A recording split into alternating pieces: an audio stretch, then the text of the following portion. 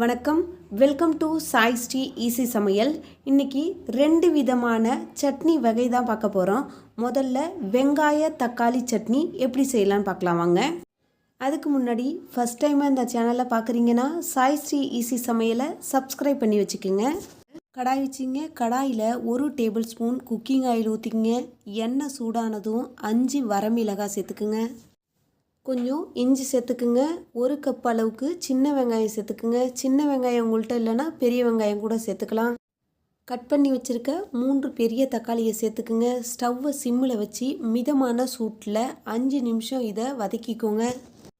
இந்த சட்னிக்கு நாட்டு தக்காளி இருந்து சட்னி செஞ்சிங்கன்னா ரொம்ப நல்லாயிருக்கும். என்கிட்ட நாட்டு தக்காளி இல்லை, அதனால் இந்த தக்காளி சேர்த்துருக்கேன். உங்கள்கிட்ட நாட்டு தக்காளி இருந்ததுன்னா நாட்டு தக்காளி சேர்த்து செஞ்சுக்கோங்க. வெங்காயம் தக்காளி இதெல்லாம் நல்லா வதங்கிடுச்சு. இப்போ ஸ்டவ் ஆஃப் பண்ணிவிட்டு ஆற வச்சு மிக்ஸி ஜாரில் சேர்த்து சட்னியை அரைச்சிக்கோங்க.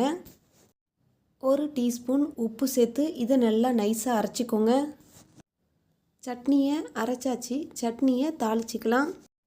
கடாய் வச்சிங்க. கடாயில் 1 டேபிள் ஸ்பூன் குக்கிங் ஆயில் ஊற்றிங்க. எண்ணெய் சூடானதும் 1 டீஸ்பூன் கடுகு உளுத்தம்பருப்பு சேர்த்துக்கோங்க. கடுகு நல்லா வெடித்ததும் கருவேப்பிலை சேர்த்து ஸ்டவ் ஆஃப் பண்ணிவிட்டு தாளிப்பை சட்னி கூட சேர்த்து மிக்ஸ் பண்ணிங்கன்னா சுவையான வெங்காய தக்காளி சட்னி ரெடி ஆகிடும்.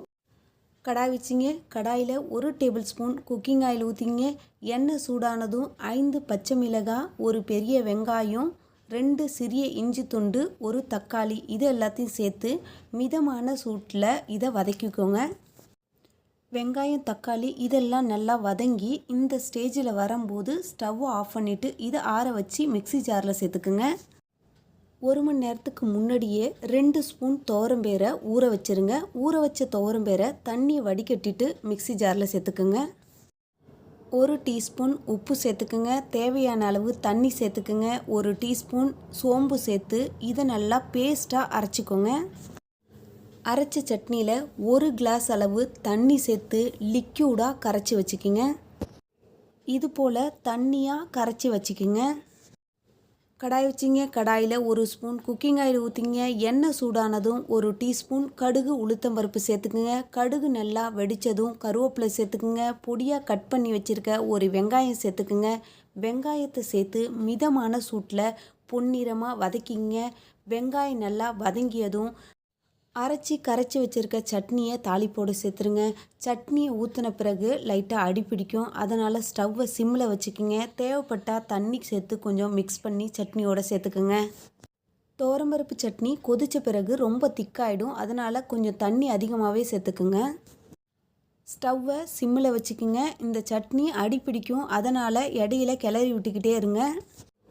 சட்னி நல்லா கொதித்து துவரம்பருடைய பச்சை வாசனைலாம் போன பிறகு இதை போல் கொதிக்கும் பாருங்கள். இந்த ஸ்டேஜில் ஸ்டவ்வை ஆஃப் பண்ணிவிட்டு சட்னியை இறக்கிக்கோங்க. இந்த சட்னியை ஒரு முறை செஞ்சிங்கன்னா மறுபடியும் செய்வீங்க. நீங்களும் உங்கள் வீட்டில் இந்த துவரம்பரு சட்னியை ட்ரை பண்ணி பாருங்கள். இந்த வீடியோ உங்களுக்கு பிடிச்சிருந்தா வீடியோக்கு ஒரு லைக் கொடுங்க. நீங்கள் இன்னும் இந்த சேனலை சப்ஸ்கிரைப் பண்ணலன்னா ப்ளீஸ் சப்ஸ்கிரைப் பண்ணிவிடுங்க. அப்படியே பக்கத்தில் இருக்க பெல் ஐக்கான் பட்டனையும் ப்ரெஸ் பண்ணி வச்சுங்க.